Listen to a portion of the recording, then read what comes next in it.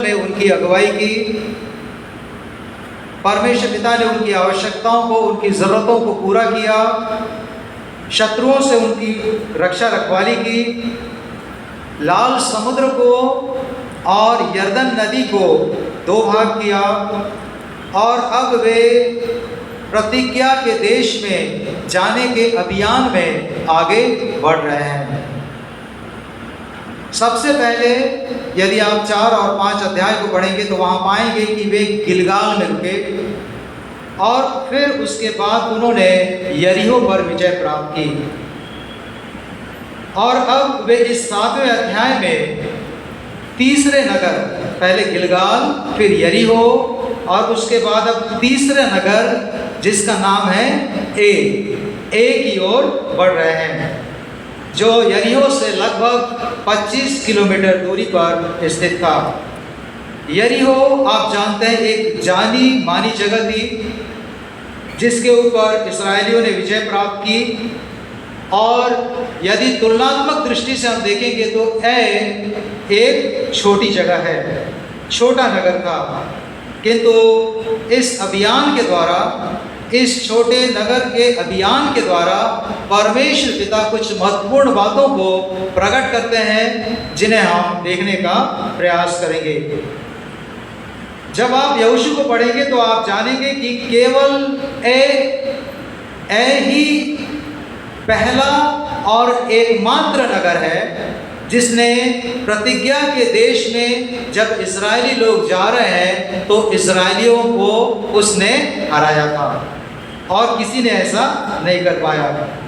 इससे पहले इस्राएलियों ने कई लड़ाइयाँ जीती। उन्होंने एमोरियों के राजाओं को हराया।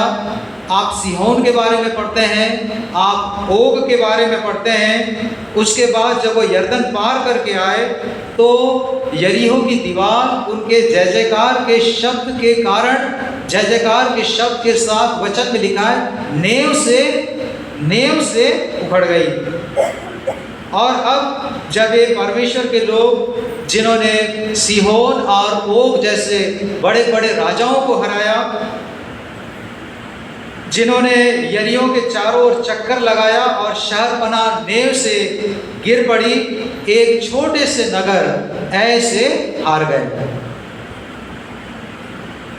के पास तो सीहोन और ओग जैसे बड़े बड़े शक्तिशाली राजा नहीं थे। के पास जैसे यरीहो की मजबूत दीवार थी वैसी दीवार भी नहीं थी।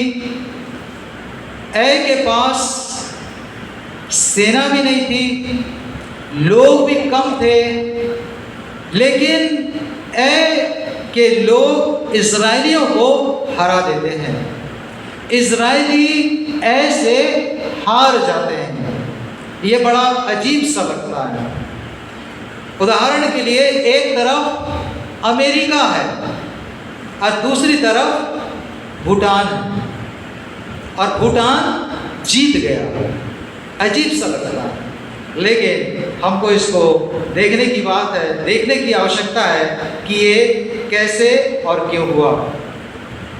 यदि हम यहोशू के पहले अध्याय को पढ़ेंगे, यहोशू के पहले अध्याय के साथ मैं रेफरेंस बोल रहा हूँ, आप नोट कर सकते हैं। 12, 6, 7, फिर उसके बाद 15, 18 से 21 और फिर निर्गमन 3, 8। ये इन सब को मिला के अगर हम पढ़ेंगे तो आप पाएंगे कि ये वही इस्राएली है जिनसे परमेश्वर पिता ने वायदा किया था कि तुम जहाँ जाओगे मैं उस जगह को तुम्हें दूंगा।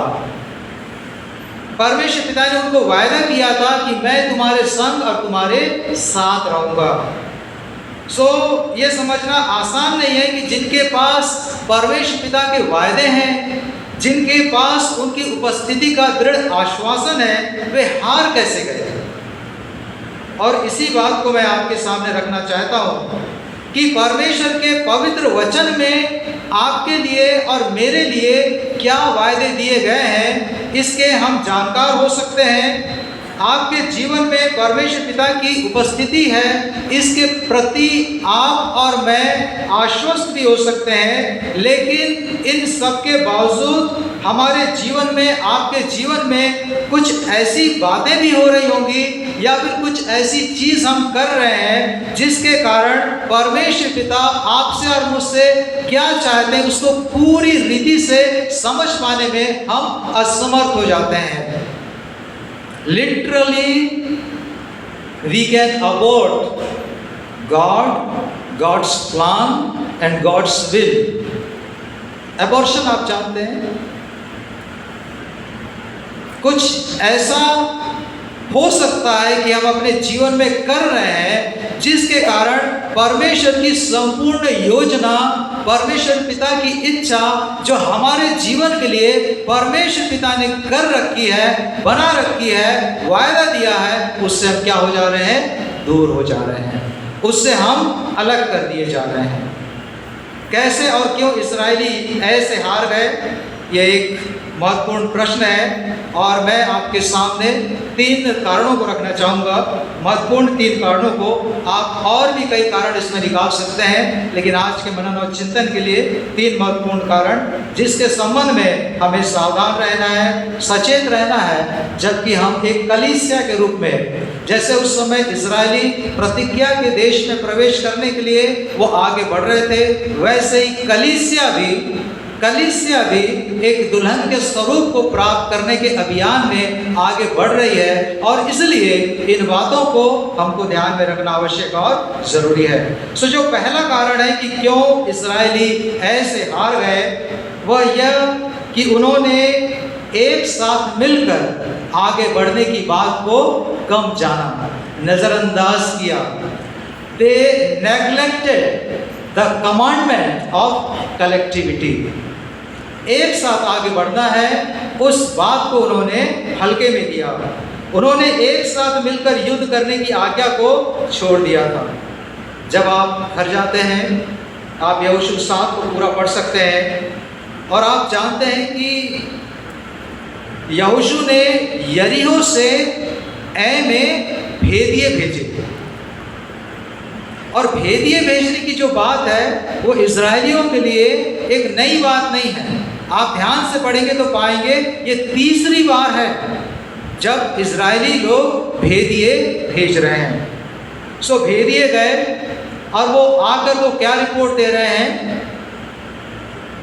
सरल शब्दों में, हम लोग गए थे, देखे वहाँ पे ज़्यादा लोग नहीं हैं, ज़्यादा लोग को जाने की भी जरूरत नहीं है, 2-3 हज़ार जाएंगे, काम हो जाएगा।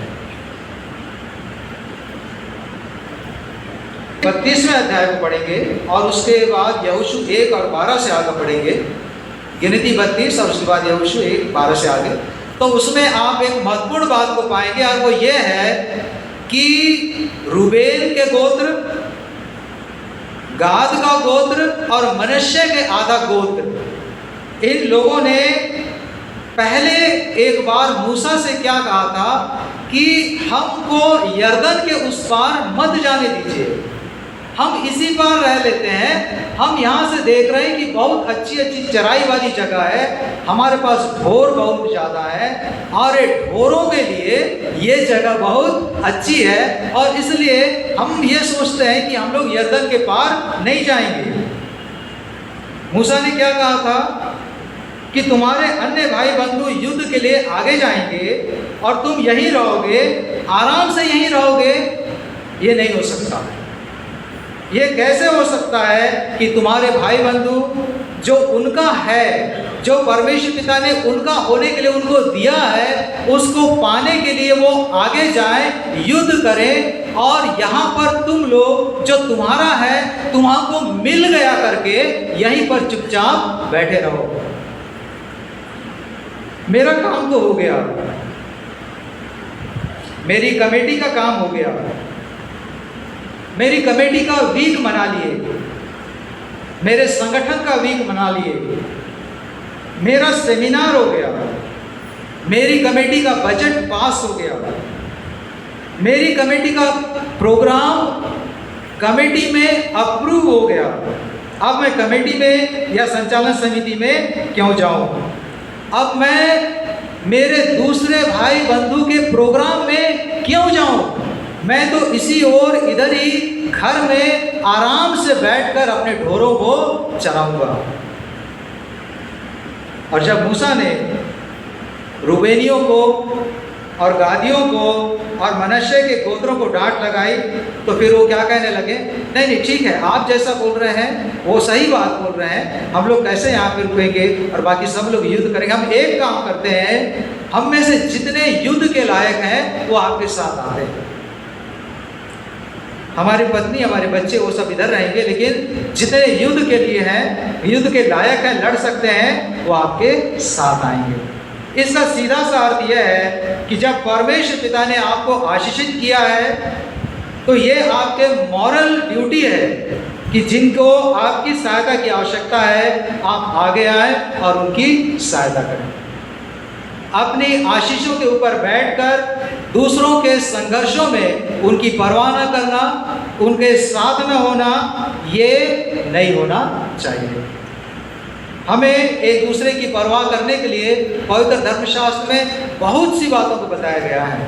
खास करके आप प्रेरित पौलुस की पत्रियों को पढ़ेंगे तो बहुत सी बातों को एक दूसरे के लिए किया करो करके कहा गया है।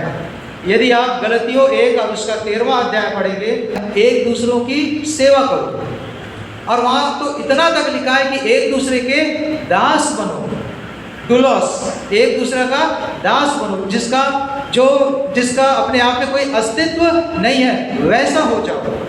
रोमियो 12:10 आप पढ़ेंगे, उसमें लिखा है एक दूसरे का आदर करो।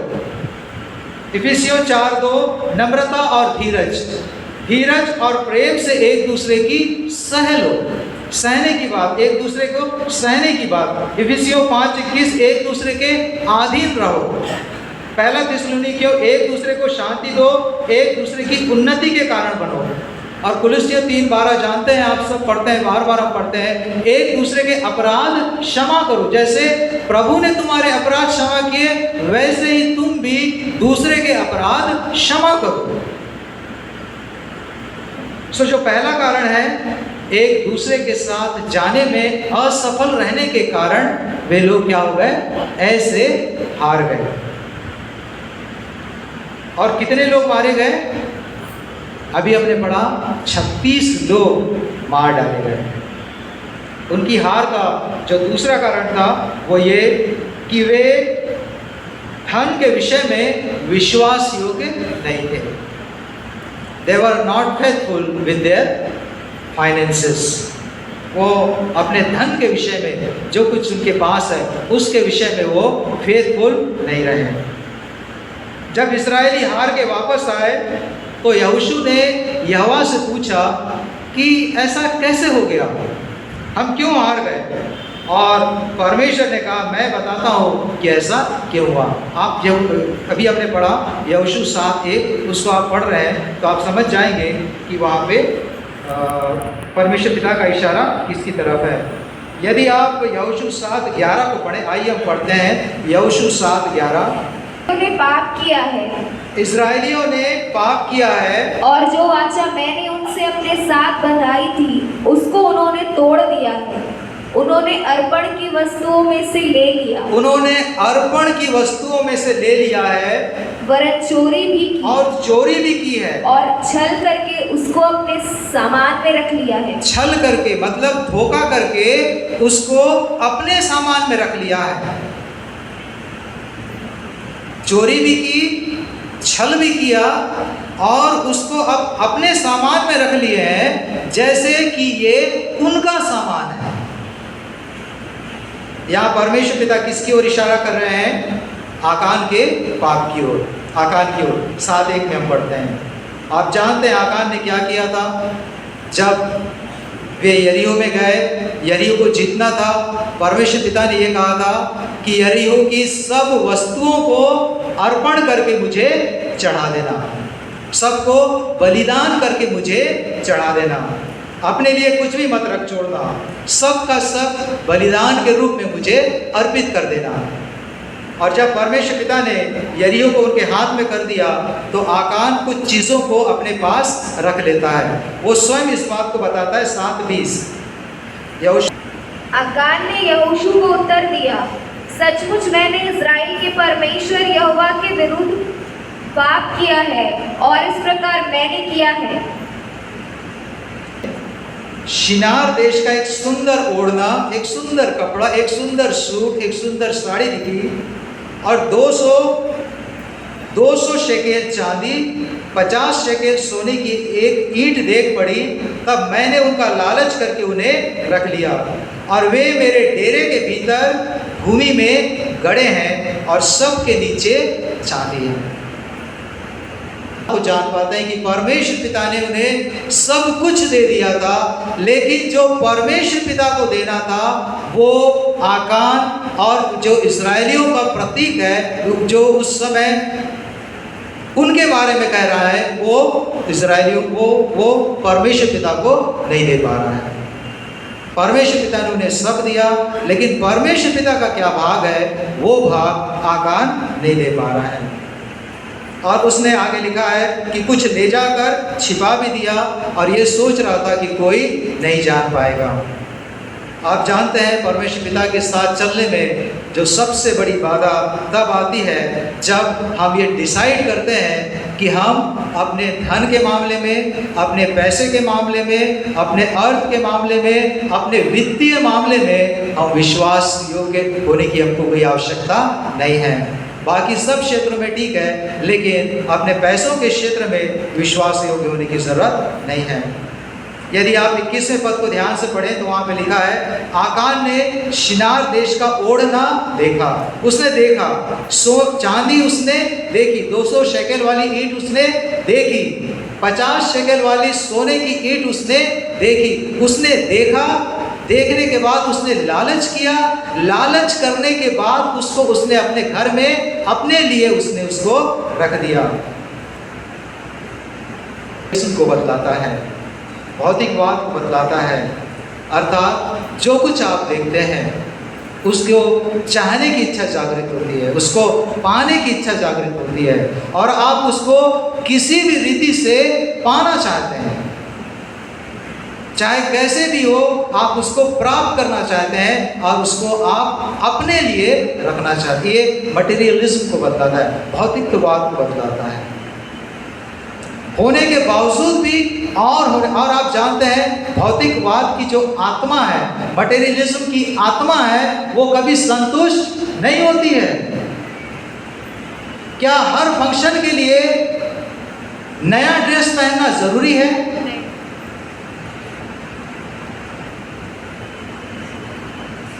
दूसरी बात, गाड़ दिया, भूमि में गाड़ दिया, जमीन में गाड़ दिया। अगर कोई बीज को गाड़ा होता तो समझ में भी आता है कि बीज, जमीन के अंदर बीज में कुछ होता है, जड़ निकलता है और वो ऊपर बढ़ता है, फलवंत होता है। लेकिन इसको जमीन के भीतर आप गाड़ देंगे तो क्या डबल होगा? दीमक लग जाएगा, कुछ नहीं होगा। मेरा बताने का तात्पर्य है कि कई लोग आज भी इस बात से अनभिज्ञ हैं, अनजान है, या वो इस बात को नहीं जानते कि उनको किस प्रकार उनके पास जो है उसको उपयोग में लाना चाहिए कि वो बढ़े। तीसरी बात, आकान ने सोचा कि ये बात कोई जान नहीं पाएगा। आकान ने क्या सोचा? कोई लोग नहीं देखे, कोई मतलब वो छुपा के ले गया, कोई लोग नहीं देखे, कोई लीडर नहीं देखा, कोई अगवा नहीं देखा, और इसलिए उसने क्या सोचा कि कोई नहीं जान पाएगा। कितनी बातें हैं जो कि कितने लोगों से आप छुपा सकते हैं, कितनी बातें हैं आप अपने लीडर से, चाहे वो लोकल प्रीचर हो चाहे पासवान हो, आप छुपा सकते हैं। कई बार मैं ये सोचता हूँ कि नहीं, वो इन लोग कोई नहीं देखे, कोई नहीं जानेगा, लेकिन परमेश्वर पिता सब जानते हैं, परमेश्वर पिता सब देखते हैं। और 11वें पद में स्पष्ट लिखा है कि उन्होंने अर्पण की वस्तुओं में से ले लिया, वरन चोरी भी की और छल करके उनको अपने सामान में रख लिया है। मतलब जो अर्पण की वस्तु है जो परमेश्वर पिता का है, जो परमेश्वर पिता को बलिदान है, उसको उन्होंने अपने सामान में अपना सामान है करके रख लिया है। और आप और मैं अच्छी रीति से जानते हैं, परमेश्वर पिता के पवित्र वचन में से बार बार इस बात को पढ़ते हैं कि परमेश्वर पिता का वचन कहता है कि दसवां अंश, मेरे पैसे का दसवां अंश, मेरी कमाई का दसवां अंश, मेरी सैलरी का दसवां अंश, ये किसका है? परमेश्वर पिता का है। परमेश्वर पिता का अर्पण किया हुआ है, ये परमेश्वर पिता का भाग है। लेकिन कई बार इसको मैं मेरा भाग है करके रख लेता हूँ। और इसलिए मलाकी 3:8 में हम पढ़ते हैं, क्या मनुष्य परमेश्वर को धोखा दे सकता है? देखो तुम मुझको धोखा देते हो और तो भी पूछते हो कि किस बात ने तुझे धोखा दिया है। और इसमें जो पहला भाग है, मुझको मैं कई बार पढ़ता हूँ, बहुत अपीलिंग है कि क्या मनुष्य परमेश्वर को धोखा दे सकता है? दे सकता है, दे रहा है। जो सैलरी हम कमाते हैं महीने भर की, उसका 10वां भाग परमेश्वर पिता का है। किंतु कई बार कई लोग उसको मेरा भाग है करके उसको यूज करते हैं। यदि कलीसिया में सब अपना 10वां अंश देने लगे, परमेश्वर पिता का अर्पण किया हुआ भाग देने लगे, तो चर्च फंड रजिस्टर में सालों साल जैसे चलता है, कोई 2020 में 100 रुपये दिया तो 25 तक 100 चला, उसके बाद 150 हो गया, वैसा कभी नहीं होगा कि उसका अभी बचा है, इसलिए उसका शादी को रोकना है, उसका बपतिस्मा को रोकना है, उसके आशीर्वाद को रोकना है। इसी समय तो देंगे। यदि हम नहीं दे रहे हैं तो हम एक मैसेज दे रहे हैं। यदि हम अपनी आय का 10वांश नहीं दे रहे हैं तो हम एक मैसेज ऐसा वाला दे रहे हैं कि जो मेरे पास है वो मेरा है, जो मेरे पास है वो मेरा है, और इसके साथ मैं जैसा चाहूँ वैसा कर सकता हूँ, क्योंकि इसको मैंने कमाया है, इसके पीछे मेरी डिग्री है, इसके पीछे मेरी मेहनत है, इसके पीछे मेरा ही परिश्रम है, और ये सब मेरी योग्यता का परिणाम है। किंतु यदि आप अपने जीवन को देखते हैं और महसूस करते हैं कि आज आप जहाँ पर हैं वहाँ पर आप स्वयं से नहीं आ सकते थे, और यदि आप ये विश्वास करते हैं कि परमेश्वर पिता आपके बलमूल है, यदि आप विश्वास करते हैं कि परमेश्वर पिता ने आपके लिए मार्ग खोला, यदि आप विश्वास करते हैं कि परमेश्वर पिता ने आप पर अनुग्रह किया, यदि आप विश्वास करते हैं कि परमेश्वर पिता ने आपको स्वास्थ्य दिया, धन दिया, और यदि आप विश्वास करते हैं कि परमेश्वर पिता का अनुग्रह आपके ऊपर रहा, परमेश्वर पिता की कृपा दृष्टि आपके ऊपर रही, परमेश्वर पिता ने आपको छुटकारा, परमेश्वर पिता ने आपको छुटकारा दिया या बचाया, जिसके बारे में कई बार यहाँ पर रविवार को आप गवाही देते, कई बार आप 31 दिसंबर की रात में गवाही देते, तो फिर आप परमेश्वर पिता को जो उनका भाग है उसको देने में पीछे क्यों हो जाते हैं? सिर्फ लिप सर्विस है। जब हम कहते हैं कि सारी आशीषें आती ऊपर से, तो फिर ऊपर का भाग किधर है? परमेश्वर पिता का भाग किधर है? हम अपने देने में ईमानदार क्यों नहीं बनते? आकान ईमानदार नहीं था, और इसलिए 7वें अध्याय के अंतिम हिस्से में यहोशू उससे कहते हैं कि तूने हम सबको कष्ट दिया है। कष्ट एक ऐसा शब्द है, यदि आप इसके मूल भाषा में जाएंगे, हिब्रू में जाएंगे, तो उसके लिए जो वर्ड है, उसके लिए जो इंग्लिश ट्रांसलेशन है वो है डिसास्टर। डिसास्टर मतलब कोई ऐसी चीज़ जो कि सब चीज़ को तहस नहस कर देती है, कि भाई आपके कारण हमारे ऊपर क्या आ गया? डिसास्टर आ गया। आपने हम सबको कष्ट में डाल दिया। आपने परमेश्वर पिता के अर्पण की वस्तु में से ले लिया, इसीलिए प्रतिज्ञा के देश में जाने का हमारा जो विजन और दर्शन है वो चूर चूर हो गया। भाई आपने और मैंने जो परमेश्वर का हक है, जो परमेश्वर का है, जो दसवांश है, उसको देने में आप असफल हो गए, असमर्थ हो गए, चूक गए, नजरअंदाज कर दिए। इसलिए कलीसिया का जो विजन और दर्शन है कि सुसमाचार कोने कोने तक पहुंचाया जाए, वो क्या हो गया? धूमिल हो गया।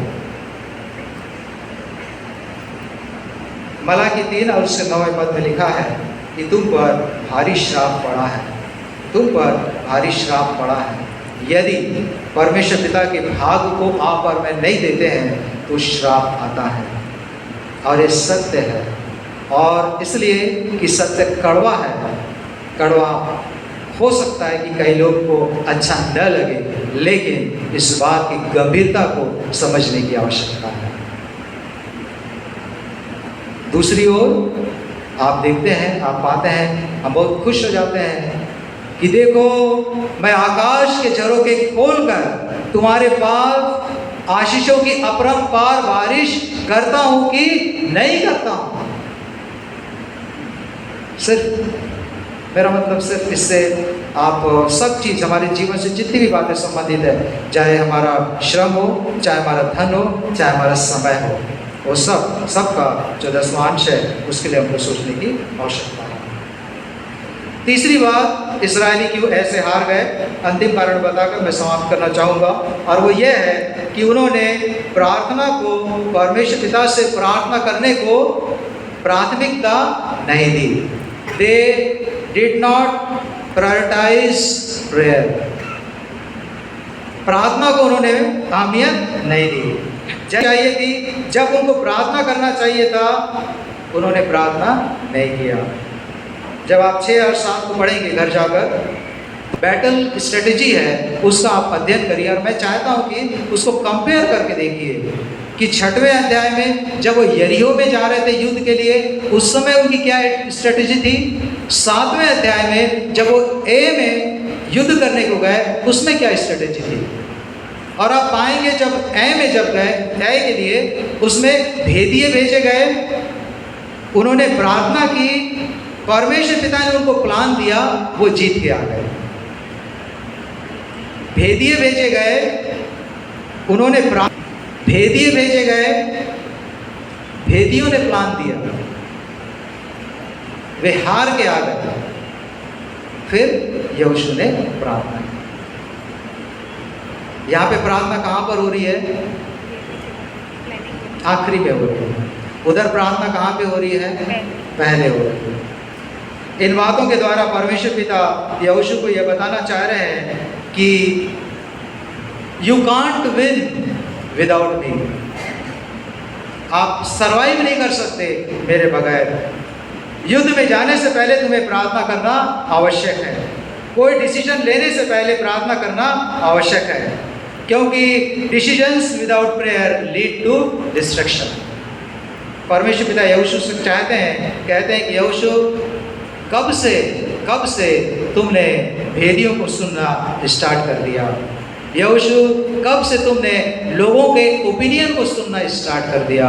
यहोशू कब से तुमने लोगों की बातों को मानना शुरू कर दिया और मेरे वाइज काउंसिल को तुम भूल गए। कब से तुम लोगों की बातों में आने लगे।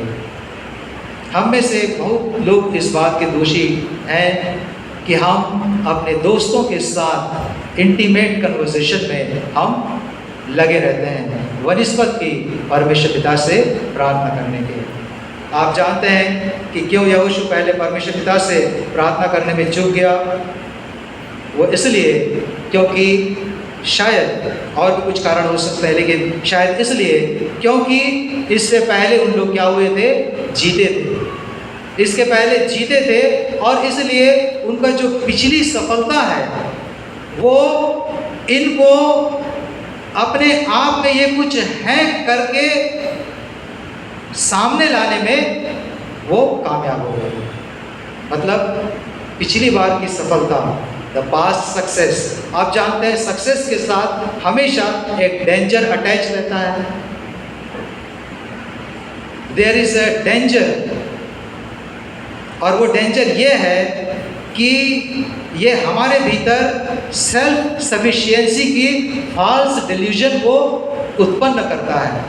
पिछली बार हम लोग ऐसा कर दिए थे, अभी भी हम लोग ऐसा कर देंगे। लेकिन इस बात को भूल गए थे कि पिछली बार उन्होंने क्यों ऐसा किया था। उन्होंने इसलिए ऐसा किया था कि उन लोगों ने परमेश्वर पिता से प्रार्थना की थी। लेकिन अभी प्रार्थना कहाँ है? प्रार्थना करने के लिए लोग किधर हैं?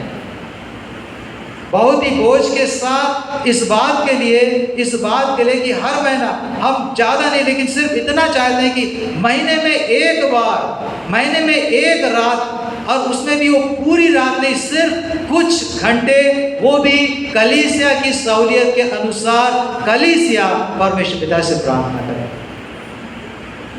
हफ्ते में सिर्फ 1 घंटा, 1.5 घंटा बुधवार के दिन परमेश्वर पिता से प्रार्थना करें। हम सफलता चाहते हैं, हम एक को जीतना चाहते हैं। लेकिन इस बात के द्वारा भी, यद्यपि हमने अभी तक हल्के में लिया है, तो भी इसका जो अंतिम भाग है, 8वां का जो अंतिम भाग है, वो एक उत्साहित कर देने वाला भाग है। यहोशू परमेश्वर पिता से प्रार्थना करता है, परमेश्वर पिता उसको प्रार्थना को सुनते हैं, उसको प्लान देते हैं, और वो सब एक के ऊपर विजय प्राप्त करते हैं। मतलब प्रार्थना के लिए अभी देरी नहीं हुई है। कोई भी समय, चाहे हम कितने ही दूर क्यों ना चले गए हो, चाहे हम कितना ही मिस्टेक क्यों ना कर लिए हो, चाहे कितनी बार हमने परमेश्वर पिता के हृदय को दुखित क्यों ना कर दिया हो, लेकिन प्रार्थना के लिए कभी देरी नहीं होती है। आज भी, आगे से भी आप और मैं आ सकते हैं। परमेश्वर पिता से प्रार्थना है कि परमेश्वर पिता हम सबों की अगुवाई करें, हम सबों की सहायता करें कि हम उन गलतियों को न दोहराएं जो इस्राएलियों ने दोहराया था। एक साथ आगे बढ़ने की बात को उन्होंने अलग कर दिया। हमको एक साथ आगे बढ़ना है। अपने फाइनेंसेस के संबंध में, अपने अर्थ और वित्तीय मामले में परमेश्वर पिता का क्या है, जब मालूम है, नहीं मालूम रहता कोई बात नहीं है। परमेश्वर पिता बता के थक गए, उसको पूरा करने में हम असमर्थ, उसको पूरा करने में हमारी नज़रअंदाजगी न हो, इसके लिए परमेश्वर पिता हमको बल और ताकत दें। और इसके साथ ही साथ जब पहले परमेश्वर पिता को पूछना है, पहले परमेश्वर पिता से प्रार्थना करना है, उसके बाद कोई प्लान करना है, उसके ऊपर भी हमको ध्यान से गहराई से सोचने की आवश्यकता है। और जब हम ऐसा करेंगे, निश्चय परमेश्वर पिता का वचन पवित्र है, सत्य है, बतलाता है, प्रतिज्ञा के देश में उस स्वरूप को जो प्रभु हमसे चाहते हैं, कलीसिया से चाहते हैं, हम प्राप्त कर पाएंगे। आइए हम सब